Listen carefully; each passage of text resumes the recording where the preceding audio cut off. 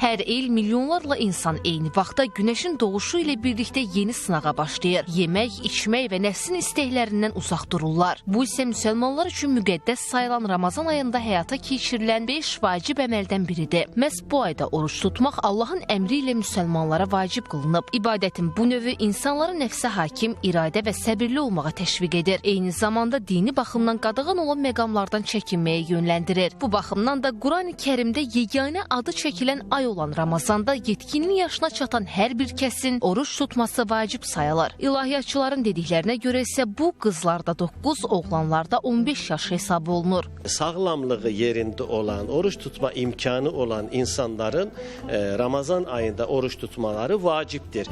Bu ayda səfərdə olanlar, qadınlar xüsusi hallarında, eyni zamanda müəyyən xəstəlik səbəbi ilə müalicə alanlar bu ayda oruç tutmaya bilər.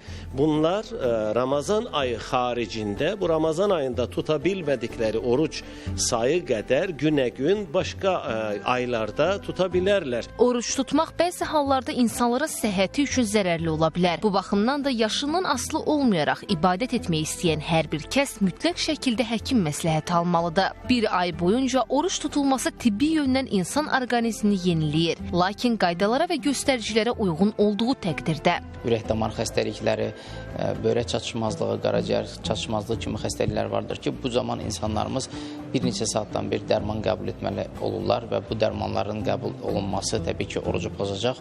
Eyni zamanda hemodializ xəstələri vardır ki, bunların istifadəsi və börəklərdə olan toksik maddələrin yığılması nəticəsində bu insanlar doğru düzgün vaxtında qidalanmalıdırlar. Şəkərli diabetin insulin asılı forması vardır ki, bəzən insulini vurduqdan sonra dərhal yeməklər lazımdır və yemədiyi zaman insanlar hipoglikemik vəziyyətlərə və şəkərin aşağı düşdüyü üçün komatoz vəziyyətlərə düşə bilirlər. İnsanların bu günlərdə qidalanma rejimi digər günlərdə olduğundan fərqlənir. Bu baxımdan da balansın qorunmasına diqqət edilməlidir. Buna baxmayaraq istər imsak, istərsə də iftarda yağlı, ağır yeməklərdən və qazlı, şirin içkilərdən istifadə etməmək tövsiyə edilir. Gün çıxanda bizim metabolizmamız sürətlənir, gün batarkən bizim metabolizmamız zəifləyir. Deməli, ən əsas yeməyimiz bizim imsakda olmalıdır.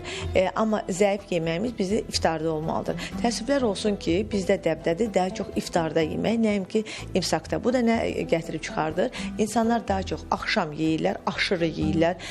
Deməli, birinci yemək, ikinci yemək, ət yeməyini quş ətindən qarışdırırlar, balıq ətindən. Mən həmişə deyirəm, zülalları ayrı-ayrılıqda qəbul etmək lazımdır. Oruç tutmaq dalaq, ürək, qandamar sisteminin yenilənməsi və ifrazat sisteminin fəaliyyətinə də müsbət təsir göstərir. Bu ibadət vasitəsilə orqanizm tullantı və toksik maddələrdən təmizlənir. Elə buna görə də imsak və iftarda yemək üçün seçdiyimiz qidalar bu prosesə birbaşa təsir göstərir. İftardan sonra heç olmasa 30 dəqiqə yürüyüş etməlidirlər.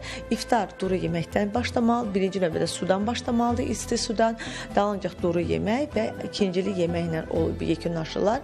Və imsak isə təbii ki, burada karbohidratlardan ola bilər, hansısa sıyıqlar ola bilər, qarabaşaq sıyığı ola bilər, duyu sıyığı ola bilər, yulaf sıyığı ola bilər və s. Bu kimi ağartılardan burada ya yumurtadan bir pişmələr ola bilər, soyutması, omleti, küküsü və s. və burada mütləq şəkildə bir kəsmik ağartı məhsulları da olsa daha yaxşıdır. Bir ay boyunca oruç tutan şəxslər sonda Ramazan bayramını qeyd edirlər. Bu il isə həmin tarix martın 30 və 31-nə təsadüf edir. Həmin günlər ölkədə qeyri-iş günü hesab edilir. Öncə bayram namazı qılınır, sonra isə fitrə yığılır. Toplanılan məbləğ də ehtiyacı olan insanlara paylanılır.